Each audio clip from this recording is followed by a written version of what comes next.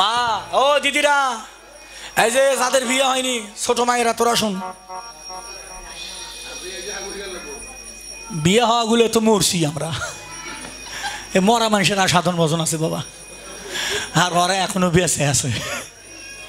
কেন বললাম কোন তো? কারণ যারা বিবাহ হয়নি মায়েরা মনে কিছু করো না, যাদের এখনো বিবাহ হয়নি তোমরা এখনো পূর্ণ। ইশারায় বললাম, বুঝে নাও, সব কথা প্রকাশে বলা যাবে না।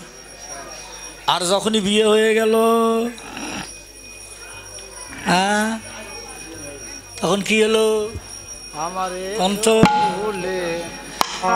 মায়েরা যখনই বিবাহ হয়ে যায়, সিয়ারের বাবুরা নিচের বাবারা, যখনই বিবাহ হয়ে গেল ও মা, তখন তোমার আমার দেহটা এটো হয়ে গেল। আর মহাজন বললেন, আমার এটো ফুলে হলো না রে দয়ালের সেবা। আমার এটো ফুলে হলো না রে দয়ালের সেবা। আমার ব্যথা গেল মালা গাথা, আমার ব্যথা গেল মালা গাথা, ব্যথা গেল আমার মালা গাথা, আমার ব্যথা গেল মালা গাথা। স্বামী লিভকু আমার এটো ফুলে হলো না রে দয়ালের সেবা। আমার এটো ফুলে হলো না রে দয়ালের সেবা। এই মাস্টার আস্তে, সবাই শুনে রাখেন বাবা। এই জন্যে বলেন, এই জন্যে ভক্তি শাস্ত্রে লেখা আছে, বিবাহর আগে দীক্ষা শিক্ষা মন্ত্র নিতে হয়। হরিব মানেন কথাটা? মানবেন না? বিবাহের আগে মন্ত্র গ্রহণ করতে হয়। যদি তাও না পারেন 3 দিনের ভেতর আপনাকে গুরু দীক্ষা নিতে হবে। বিয়ে, বাসি বিয়ে, বউ ভাত, এই 3 দিনের মধ্যে গুরু দীক্ষা নিয়ে গুরুর কাছে কিছু জিনিস আছে, এই জিনিসগুলো স্বামী স্ত্রীরে শিখে নিতে হবে। আমার 5000 শিষ্য, তার মধ্যে ইসলাম ধর্মের শিষ্য আমার 300 জন আছে। কিন্তু বাবা ও মা, সব হারিয়ে, চালান তবিল হারিয়ে।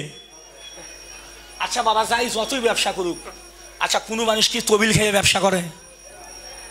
আচ্ছা তবিলই যদি না থাকে, আবার জমি বেচবে, আবার তবিল জোড়া দিবে। এখন আমার মুখ খোলা না, চুপ করে থাকো। ওই তোমার মতো যারা ওই চালান খাইয়ে ব্যবসা করে, এই জন্য তো বাদুর চোষা হসো। হরিব মিথ্যা কথা। ঠিক হয়েছে, এই বয়সে তোমার এমন হবে কেন? একটা আপেলের মতো সিয়েরা থাকবি, সবাইকে আপনাদের মতো এখনই বাদুর চোষা। বাবার লোকনারা দেখেন না, রে যারা চালান হারায়, হয়তো সবার হয়তো না, তার অবস্থা তাই হয়। ইশারায় বললাম, বুঝে নাও মা, সব কথা প্রকাশে বলা যাবে না। বোনেরা মায়েরা, আচ্ছা আমি যদি এই জায়গা হাত দেই, দেন দিনি কারেন্ট কি ক্ষমা কিছু হবে না? হাত দিয়ে দেখেন, দাদা সাধু মানুষ, কিছু হবে না? হাত দিয়ে দেখেন, কিছু হবে না। দিয়ে আপনার সাধু মানুষ কি হয়? কিছু হবে না। দাদু ভাইরা বুঝাইতে পারছি? আমি জানা শুনে যদি কারেন্টে হাত দেই, তে কারেন্ট কি আমায় ক্ষমা করবে? দুলাল দাদা সাধু মানুষ, মালা কীর্তন করে, ওর নাম কারেন্ট, ওর কাছে সাধু নাই কদু নাই, হাত দিবা খবর আছে। বুঝাইতে পারছি সিয়ারের বাবারা, নিচের বাবারা? তাহলে কারেন্টে হাত দেওয়ার আগে হিসেব করে হাত দিতে হবে, আমার অনুরোধ। তাই কারেন্টে যারা হাত দিবেন, কারেন্টে হাত দেওয়ার কাছে আগে একটু গুরুর কাছে যায় শিখে পড়ে তারপরে কারেন্টে হাত দিও। তাই বলে যে তোমাকে ঘরের এই কারেন্ট না, কিন্তু এগুলা কারেন্ট মনে করেন না, আমি এই কারেন্টের কথা কইনি। কোন কারেন্ট জানেন? এই যে কারেন্ট গুলো বসে আছে, বেশ ভাই, এই যে কারেন্ট শর্ট বসে আছে। বাবাজি আমার কথা আজ মনে পড়বে না, যেদিন দুলাল মহন্ত থাকবে না সেই দিন মনে পড়বে। নাকি বাবা? নাকি বাবা? বাবা মাও, এই জন্য বলেছিলাম যে গুরুর কাছে দীক্ষা শিক্ষা মন্ত্র নিয়ে তারপরে কর্ম করতে হয়। বোঝেন না? সব কিছু বুঝে ওই যে কালি ওই যে ওই ওই যে ওই যে ওই যে তা ওই হ্যাঁ বিশ্বাস হয় না? আমি পাগলা মানুষ, আমার কথা তো মানবেন না, চোখকে অবিশ্বাস করবেন। ওই যে দেখেন ওই যে ভোলানাথ বাবা, এত শক্তিশালী ব্যক্তি, মেসেজ করে নিচ্ছে 33 কোটি সবাই কিন্তু কি দেবতা, সবাই 33 কোটি সবাই হলো দেবতা, আর একমাত্র এই ভোলানাথই হলো দেবের দেব। হরিবল হরিবল। একবারও হুঁশ হয় না খালি কৈলাস আপনি করে, একবারও হুঁশ হয় না? আমি নয় পাগলা মানুষ, আমি কি কই না কই না কই, নিজের চোখ তো আর মিথ্যা করতে পারবেন না। এত বড় শক্তিশালী হয়ে কালির ফাইন নিছে, না না মেসেজ করে নিচ্ছে। মেসেজ করে নিচ্ছে। হ্যাঁ হ্যাঁ কি বুদ্ধি! ও বলে কালির ফাইন নিছে পরে, ও যে কোন বেকায়দায় ঢুকছে ওরে জিজ্ঞেস করো। এই জন্যে মায়ের আর একটা গোপন কথা বলি, এই জন্য ইন্দ্র বলেছিল, এই শিব সোনার কৈলাস ত্যাগ করলু ভালো কথা, গয়া যাবি, কাশি যাবি, হরিদ্বারে যাবি, মথুরাই যাবি, তাই এগুলো না গিয়ে তুই একতে শ্মশানে গেলু যা, তারপরে তুই এই এই এই কালিরে বক্ষের উপর রাখলি কেন? এটা কে বলেছিল? দেবরাজ, দেবতা রাজা ইন্দ্র। ইন্দ্র শিবকে প্রশ্ন করেছিল, এই শিব, এই তুই সোনার কৈলাস ত্যাগ করলু কর, গয়া যাবি, কাশি যাবি, হরিদ্বার যাবি, মথুরা যাবি, এগুলো না গিয়ে গেলি শ্মশানে, তাও গেলু যা, তে যাবি যা, তাই এই কালিরে বক্ষে রাখলি কেন? প্রশ্ন করেছিল দেবরাজ ইন্দ্র। শিব চোখের জলে উত্তর দিল, দেবরাজ খালি আমার বক্ষের উপর নারীকে দেখো না, আমি নারীকে চিনি, আমি নারীকে মানি, তাই একটা নারীকে বক্ষে রেখেছি আর একটা নারীকে আমার মাথার ভিতরে রেখেছি। ঠিক আছে? খালি কি বক্ষেই নারী? শিবের মাথার মধ্যে নারী নাই? জটের মধ্যে দেখেন আর একটা নারী আছে, যার নাম হলো মা গঙ্গা দেবী। দেন টাকা দেন, আরো কমনে দেন, বুঝছেন? বেশি করে এমন কথা কমে আজকে আসরে। এরা যদি সকাল থেকে তোমাকে ভক্তি দেওয়া না ভক্তি দেয়, পরে টাকা আবার ঘুরে নিয়ে যায়নি। হ্যাঁ, সারা জনম তো তোমরাই বাবাদের ভক্তি দিত স্বামীরে, আর আজকে তাকে আসরে বলে গেলাম যদি বাঁচার আশা থাকে তাহলে আপনারা না দুই একবার একটু ভক্তি টক্তি দিন। হরিবল হরিবল। কারণ শিবই যখন চরণ তলে শরণ নিছে, আর আমাদের তো খবরই নেই আমরা মেলা নাকি বাবা? হ্যাঁ, সাধন করো নারী। কেন বললাম? এই জায়গাতে এলে শিক্ষা করার কথা, এই জন্য শিক্ষা মন্ত্র নিতে হয়, খালি দীক্ষা নিলে হয় না। শিক্ষা নিলে তত্ত্বগুলো আমার প্রত্যেকটা কথা বুঝতে পারতেন যদি উপাসনা মন্ত্র নিতেন। এই জন্য ভক্তি শাস্ত্রে বললেন সাধন করো নারী, সাধন করো নারী, সাধন করো নারী, নারী তত্ত্ব না জানিয়ে যেও না কেউ নারীর বাড়ি, আগে সাধন করো নারী। ৭২,০০০ নারী আছে সবার বাড়ি বাড়ি, তার মধ্যে ৩টি নারী। কি কি? শাবানা, ববিতা আপু। হ্যাঁ, এটার কাছে মন্ত্র নেন, বড় গোসাই ১০,০০০ শিষ্য, আপনি তো ৫,০০০। হ্যাঁ হে ভাই, আপনি তো ৫,০০০। নারী নারী এলা ভেজালে নারী, প্রধান নারী বাবারা মায়েরা, ইউটিউব চ্যানেল গোটা পৃথিবীর মানুষ আমার কথা শুনবে। প্রধানত নারী ৩.৫ লক্ষ, ৩.৫ লক্ষকে বিচার করে আসলো ৭২,০০০, ৭২,০০০কে বিচার করে পাইলেন মাত্র ৩টি নারী। সেই ৩টি নারীর নাম ইরা, পিঙ্গলা, সুষমা। আরো শোনেন, হস্তিনী, পদ্মিনী, শঙ্খিনী। আবার শোনেন, সাধারণী, সমজস্যা, সমর্থা। এই ৩টাকে বিচার করে একটি নারীকে দাঁড় করে দিল। যেই নারী দিয়ে কৃষ্ণ ভজন হবে সেই নারীটা হলো, যদি কেউ পদ্মিনী নারীর দেখা পায়। হরিবল হরিবল। এর বেশি আর আমি কইতে পারলাম না, এর বেশি আর আমি এই জায়গাটা আমি থেমে গেলাম। ঠিক আছে বাবা? ৩টা নারীর মধ্যে আবার একটা নারী, যে নারীটার নাম পদ্মিনী। পদ্মিনী নারী কারে বলে জানো? খালি নারী হলেই হবে না, নারী আমার ঘরেও আছে। নারী হলে হবে না। ওগো কই যাচ্ছ? কেশরটা কীর্তন আগে কীর্তন মারাইছে, জমিতে কাজও কীর্তন মারাইছে, বাদ দাও না কীর্তন, যাও দোকানে যাও। এরা নারী, এদের কি কৃষ্ণ ভজন হবে? আর যারা প্রকৃতি নারী, ওগো কই যাচ্ছ? আজ 3 দিন থেকে কীর্তন হচ্ছে গো। হ্যাঁ, হ্যাঁ। কেশর একটু দাঁড়াও, কখন রান্না হয় না হয় জানি না, একটু দাঁড়াও, কোনো মতো সিদ্ধ পরে রান্না করে দিই, কোনো মতো সিদ্ধ পরে রান্না করে পাখা দিয়ে বাতাস করে তুলে তুলে বদনে দেয়। ওগো ওগো ওগো ওগো এই যে এই এই এই এই এই ধুতিটা পরো, ভালো লাগবে, এই ধুতিটা পরো, ওগো একটু তিলক কাটো, একটু তিলক কেটে যাও, একটু তুলসীর মালা পরো। মারে এ মা, মা দাদু ভাইয়েরা, যারা যে নারী তার স্বামীরে কৃষ্ণ ভজন পথে অগ্রসর করে দেয় তাদের নাম হলো সহধর্মিণী। হরিবল হরিবল। নাকি বাবা? তাই না দাদা? তাদেরকে বলা হয় সহধর্মিণী। যারা স্বামীর সুখে সুখী, নিজের কোনো সুখ নেই, স্বামী যাতে সুখে থাকে সেই সুখী নারীর বড় সুখ। হরি বল হরি বল হরিবল। বলে দিলাম। আপনি দুর্গা পূজার মধ্যে নতুন শাড়ি পরে কি করবেন? আপনি কারে দেখাবেন শাড়ি? শাড়ি আপনি কারে দেখাবেন? সবচাইতে আপনার বড় সাজ আপনার স্বামী। পারলে সেখানে যান, সেখানে ভক্তি দেন।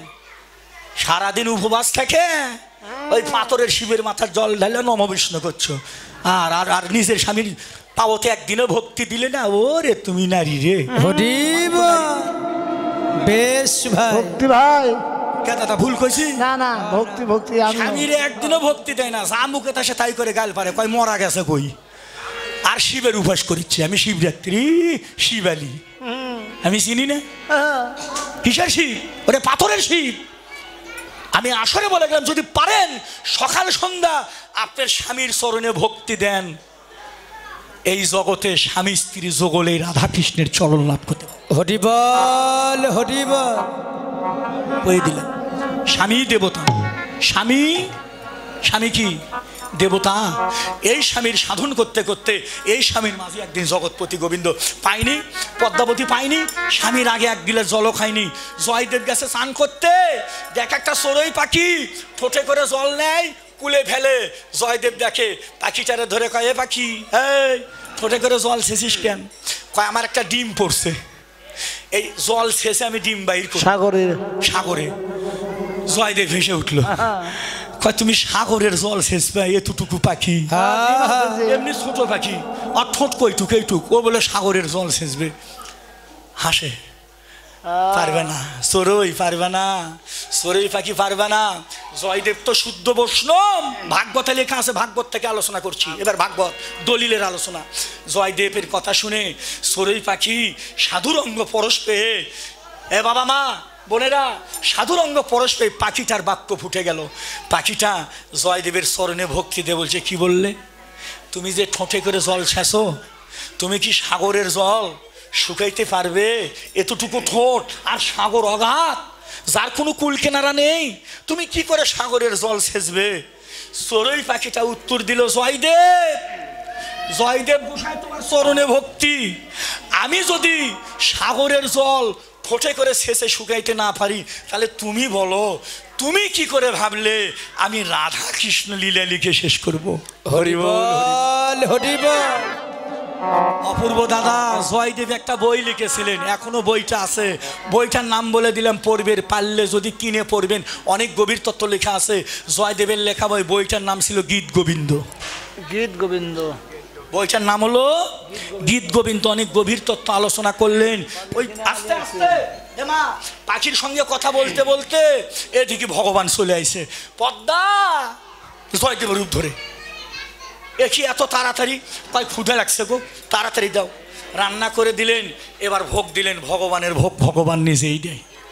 দিয়ে পদ্মারে কয়, পদ্মা আমারে ক্ষুধা লাগছে, প্রত্যেক দিন তুলে খায়, আজ একটু তুমি আমায় তুলে তুলে খাওয়াও। জয়দেবকে কোলে নিয়ে পদ্মা তুলে তুলে বদনে দিল, আমার ঘুম ধরছে, বিছানা করে দাও। পদ্মা বিছানা করে দিলেন, শুয়ে রাখলেন। জয়দেব কয়, যাও প্রসাদ পাও। যখনই পদ্মা এসে থালা থেকে প্রসাদ নিয়ে যখনই বদনে তুলে দিয়েছে, আর জয়দেব এসে দরজায় দাঁড়িয়েছে, পদ্মা এ তুমি কি করলে? যে পদ্মা স্বামীর অগ্রে কোনোদিন এক গিলাস জল সেবা করেনি, আর তুমি আমার আগে সেবা করছো? পদ্মা তো অবাক, কি বলো কিসের তোমার আগে? তুমি তো অনেকক্ষণ আইছো, তুমি পূজা করলে, তুমি সেবা করলে, তোমায় ঘরে শুয়ে রেখে তোমার এটো পাতে প্রসাদ পাই। জয়দেব কয় কি কও? আমি তো সবে মাত্র আসলাম নদী থেকে স্নান করে। পদ্মা কয় কি কও? তাহলে তোমার আগে যে আসলো সে কে? জয়দেব কয় কোথায়? কয় ঘরে। কয় চলো। ঘরের মধ্যে গিয়ে দেখে কত সুন্দর বিছানা করা, বিছানার উপরে মানুষটি নেই। মন্দিরে গিয়ে দেখে ভগবানের পূজা ভগবান নিজেই করেছে। ও যে বই লিখেছিলেন দেহিপদ পল্লব মুদারাম, আগে রাধা তারপরে কৃষ্ণ, ওইটা ভগবান নিজ হাতে কেটে দিল। জয়দেব লিখেছিলেন আগে কৃষ্ণ তারপরে রাধা, গীত গোবিন্দ, ওইটা ভগবান নিজ হাতে কেটে দিয়ে নিচি দিয়ে লিখে দিলেন রাধা তারপরে কৃষ্ণ। জয়দেব বইটা একবার মাথায় রাখে, একবার বক্ষে রেখে পদ্মাকে বলছে পদ্মা, পদ্মা তুমি আজকে ভগবানের দেখা পেলে।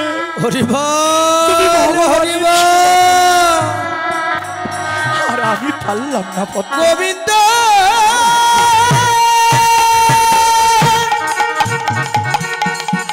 গোবিন্দ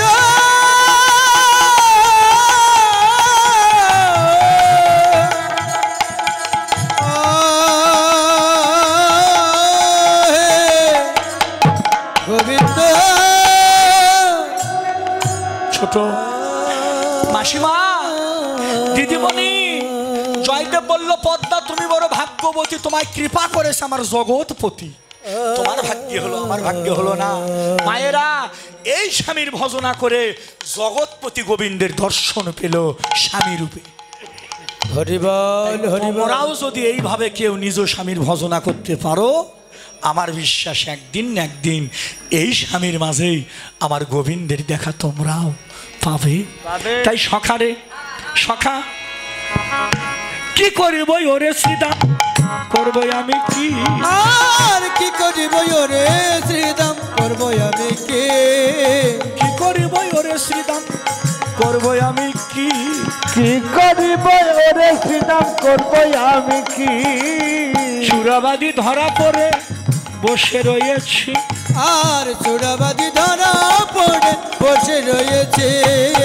মায়ে না বলিয়ে আমি যদি যাই গোঠে, মায়ে না বলিয়া আমি যদি যাই গোঠে, মায়ে না বলিয়ে আমি যদি যাই গোঠে, আর মায়ে না বলিয়া আমি যদি যাই গোঠে, মরিবে আমার মা পরিব সংকটে, মরিবে আমার মা পড়িব সংকটে।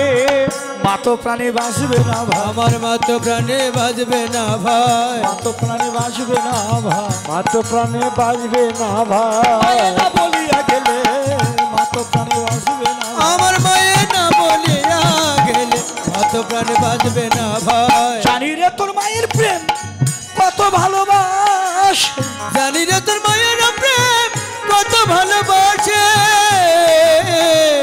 তোর মায়ের প্রেম কত ভালোবাসে। স্বল্প লবণীর তরে বেঁধেছিল গাছে, আর স্বল্প লবণীর তরে বেঁধেছিল গাছে, স্বল্প লবণীর তরে বেঁধেছিল গাছে, আর স্বল্প লবণ তরে বেঁধেছিল গাছে।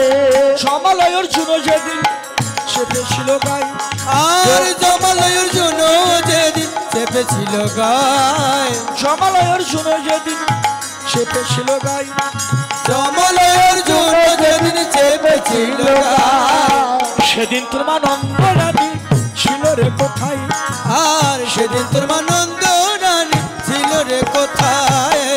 এ কানাই, এ কানাই, এ ভাই তোর মা ভালো নয়, আর তোর মা ভালো না, তোর মা ভালো নয়, তোর মা ভালো না, আমাদের মা ভালো, তোর মা ভালো না। আর আমাদের মা ভালো, তোর মা ভালো না। শ্রীরাম বলল কানাই, এ ভাই, এ কানাই তোর মা ভালো না, আমাদের আমাদের মা ভালো। ভালো। একদিন একটু ননি খাইছিলি চুরি করে, তোর মাও গাছে বেঁধে ধরে কান ধরে মারেনি মা? হ্যাঁ দেখেননি একটা ছবিতে দেখেন না যশোদা কান ধরে আছে না বাবা? ধরে আছে দেখছেন এইভাবে আছে না, গোপালের কান ধরে আছে দেখছেন? হায় রে কি ভাগ্য রে, 33 কোটি দেব দেবতা আছে, ভগবানের চরণ পায় না। হ্যাঁ, আর মা যশোদা সেই গোপালের কান ধরে শাসন করছে। ছোট আর ননি খাবি বল? এমন ভাগ্য কয়জনের হয় বাবা? এমন ভাগ্য কয়জনের হয়? ভগবানের কান ধরা।